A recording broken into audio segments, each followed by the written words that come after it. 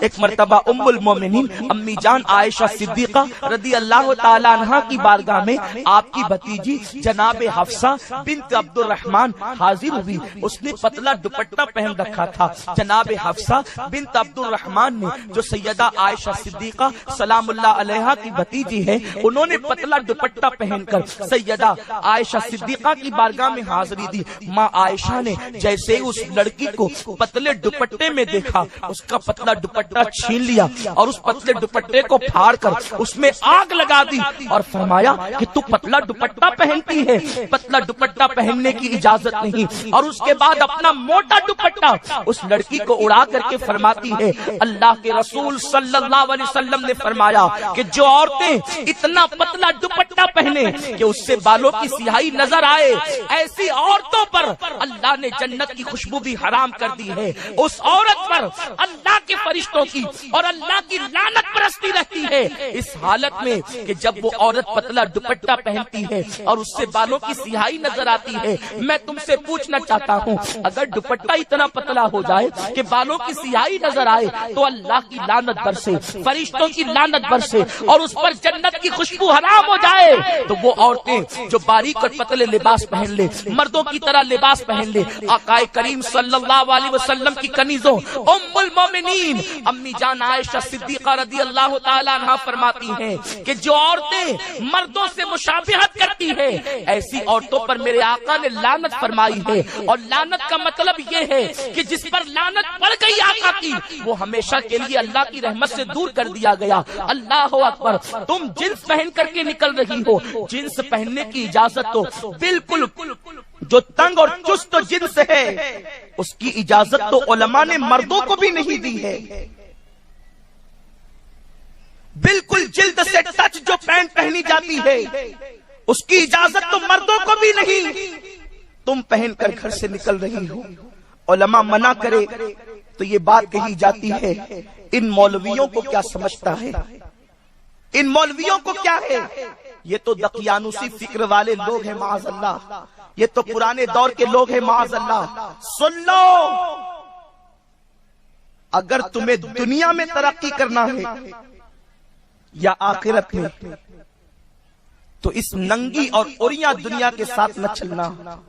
اگر دنیا اور آخرت کی ترقی چاہتی ہو, آؤ 14.5 صدیاں پیچھے لوٹیں, آؤ مصطفیٰ کریم کے حسین دور کی طرف چلیں. وہ دور جس دور کے اندر میرے آقا صلی اللہ علیہ وسلم کی شہزادی سیدہ فاطمہ سلام اللہ علیہا اپنی زندگی کو گزارتی ہے. اے خاتون جنت کی کنیزوں, آؤ دیکھو تو صحیح, تمہارے پاس ایک سے ایک قیمتی دوپٹے ہیں لیکن تم اسے گلے میں لٹکا کر کے پھرتی ہو, ایک سے ایک قیمتی لباس ہے لیکن اس کے باوجود بھی تم جسم کی نمائش کرتی ہو. یہاں پر مجھے ایک روایت یاد آ رہی ہے تاکہ میری بہنوں کو ایک پیغام ملے کہ دیکھو سیدہ فاطمہ کی زندگی کیسے گزری. اللہ اکبر. میرے پیارے آقا صلی اللہ علیہ وسلم کی کنیزوں, ایک مرتبہ میرے آقا مصطفیٰ کریم رؤوف الرحیم صلی اللہ تعالی علیہ وسلم ایک طویل سفر سے تشریف لائے. آقا کریم صلی اللہ علیہ وسلم کی عادت تھی کہ میرے آقا جب سفر سے تشریف لاتے تو پہلے مسجد میں تشریف لاتے.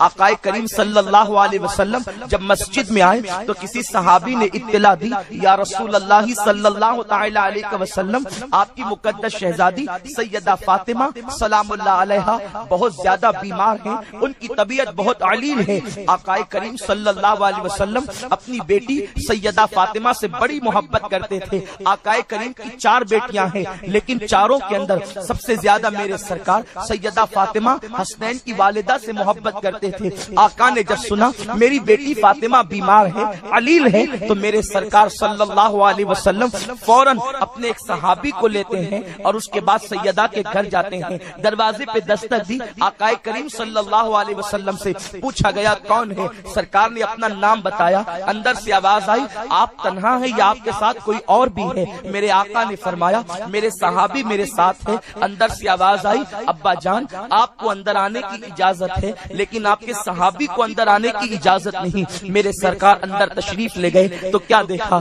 سیدہ فاطمہ اپنے بستر پر موجود ہے. آقا کریم کی بارگاہ میں عرض کیا بابا جان آپ مجھے معاف فرمائیں یا رسول اللہ، میں نے کسی غیرت کی وجہ سے آپ کے صحابی کو اندر آنے سے منع نہیں کیا، بلکہ آقا وجہ یہ ہے کہ میرے پاس ایک ہی چادر ہے یا رسول اللہ، جس سے میں اپنے سر کو چھپاتی ہوں تو میرے پیر کھل جاتے ہیں، اور جس سے پیر کو چھپاتی ہوں تو میرا سر کھل جاتا ہے۔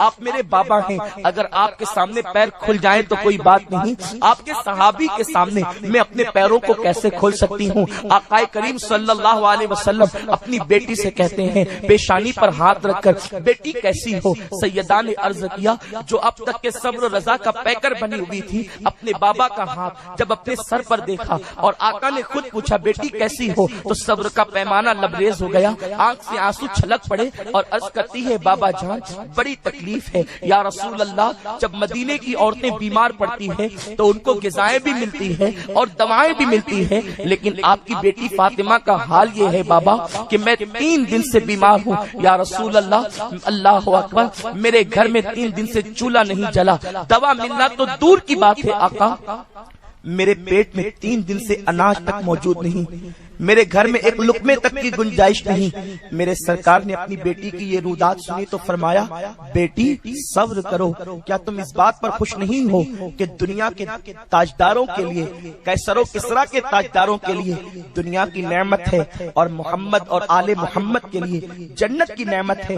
میں تم سے پوچھنا چاہتا ہوں اے خاتون جنت کی کنیزوں، ایک دن میں 3 مرتبہ پیٹ بھر کر کے کھا کر کے اپنے جسم کی نمائش کرنے والیوں، دنیا کے اندر تمہیں کوئی روکے نہ روکے، لیکن یاد رکھنا ایک دن وہ ضرور آئے گا، تمہارے سر پر موت کی تلوار لٹک رہی ہے، موت کا فرشتہ آئے گا تو تمہارے جسم سے تمہاری روح کو جدا کر لے گا، اور اپنے جسم کی نمائش کرنے والیوں صرف 2 گز کپڑے کے اندر تمہیں لپیٹ دیا جائے گا۔ میرا اللہ ارشاد فرماتا ہے لا تنس نصیبک من الدنیا، دنیا سے اپنے نصیب کا مت بھولو، اپنے کپڑوں پر اترانے والیوں، اپنے دوپٹوں کو مفلر بنا کر بالوں کی نمائش کرنے والیوں، اپنی قسمت سے زیادہ دنیا سے نہیں لے جاؤ گی۔ تمہارا شوہر کتنا بھی مالدار ہوگا، کتنا بڑا بھی سوداگر ہوگا، کتنا بڑا بھی بیوپاری ہوگا، اپنے نصیب سے زیادہ نہیں لے جاؤ گی۔ نصیب کیا ہے؟ نصیب کا کیا ہے؟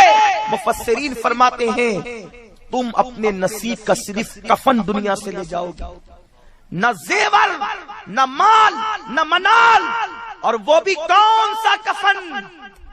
دنیا میں ڈریس خریدنے کے لیے نکلتی ہو تو کہتی ہو کہ فلاں اداکارہ نے جو کپڑے پہنے وہ بتاؤ،